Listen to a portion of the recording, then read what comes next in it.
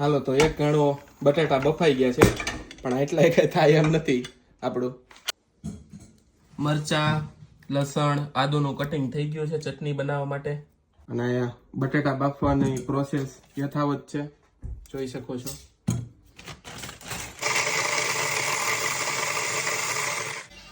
સો હવે બટાટા થઈ ગયા છે કમ્પ્લીટ. હવે નેક્સ્ટ પ્રોસેસ તરફ જઈએ.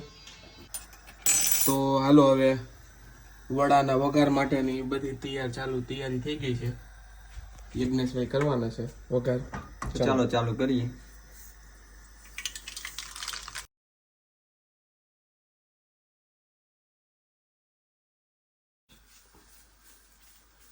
હાલો હવે થઈ ગયા છે વડા બનાવવાનું ચાલુ. તો હવે અમે વડા તળવાનું કામ ચાલુ કરી દીધું છે.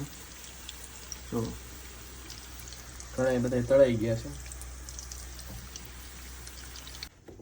સો હવે ફાઇનલી થઈ ગયા છે વડાપાઉં રેડી.